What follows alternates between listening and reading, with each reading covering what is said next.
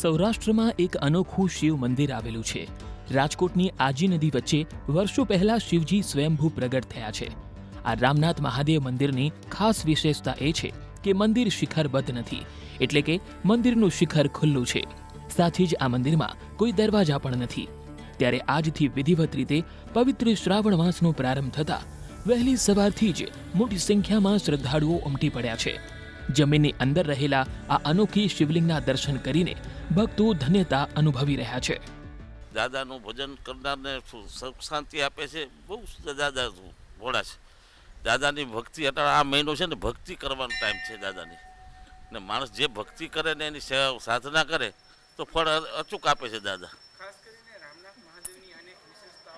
એ તો દાદાની ઘણી અસ્તિત્વ છે. દાદાનું ઘણા પરચા દાદાએ દીધા દાદાના ને સેવકો પામ્યા છે.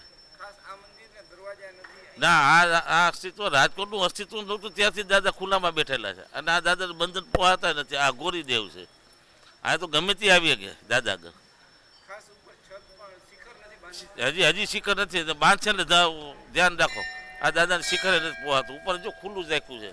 હજી દાદાને આ ગમતું જ નથી. પણ છતાંય જો માણસ આટલા માણસો છે ભાવથી કરે છે, પણ દાદાને પોહાય તો રાખશે ને ઉડાડી દે ગમે તે દી. અરે ભાઈ, એ તો જેને બાંધ્યું તો એનું મન જાણે છે. 8 દી લગી ભૂખે રહ્યા ત્યારે દાદાએ માન એના માયના પણ ઉપર ખુલ્લું રાખવાનું કીધું. છતાંય હજી દાદાને મંદું તો છે જ નહીં. પણ માણસ છે ને, અટાળનો માણસ ભાવથી કરે છે એને ભલે વાત દાદાને ભાવથી કરવા માગે છે, પણ દાદાને પોહાતું જ નથી. પણ દાદા શું થાય, એ ભક્ત અરે દુનિયાના માણસો આવે છે, વિદેશથી આવે છે.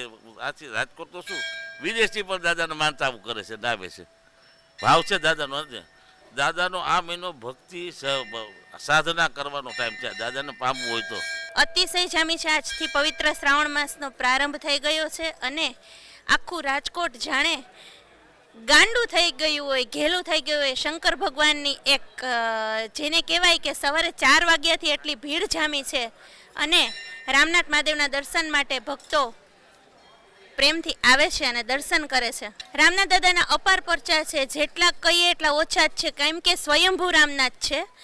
અને રાજકોટની અંદર આ એક જ એવું મંદિર છે કે જે સ્વયંભૂ છે અને ભક્તોની આશા મનોકામના અહીંયા પૂર્ણ થાય છે. અને શ્રદ્ધાળુઓ દૂર દૂરથી ગામથી દર્શન કરવા માટે આવે છે. સ્વયંભૂ શ્રી રામનાથ મહાદેવની પૂજા શ્રાવણ મહિનાની અંદર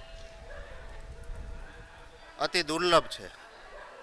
અને રામનાથ મહાદેવ સ્વયંભૂ છે, માટે સ્વયંભૂ લિંગની પૂજા અતિ શ્રેષ્ઠ છે.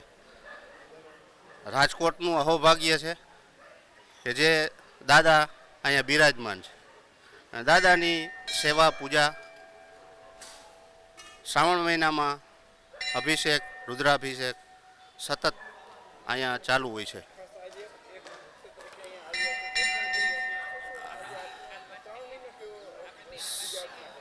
શ્રાવણ મહિનાની પૂજા કહું છું ને કે શ્રાવણ મહિનાની પૂજા અતિ દુર્લભ છે.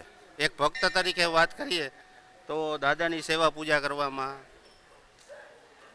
જો કોઈ પણ વ્યક્તિ દાદાની સેવા પૂજા કરે તો એ અતિ દુર્લભ છે. દાદાની સેવા પૂજા અભિષેક કરીએ, દૂધનો અભિષેક કરીએ, પછી બધા દ્રવ્યોનો અભિષેક કરીએ, અનાજનો અભિષેક, અને ભાવનાથી એ પૂજા થાય. માનસી પૂજા પણ કરી શકાય. દાદાની બધી પૂજા થઈ શકે છે. રામનાથ દાદાના તો ઘણા બધા પરચા છે. રામનાથ દાદા તો એવા છે કે રાજકોટના હરેક વ્યક્તિને ગમે ત્યારે માગે ત્યારે એ આપે છે.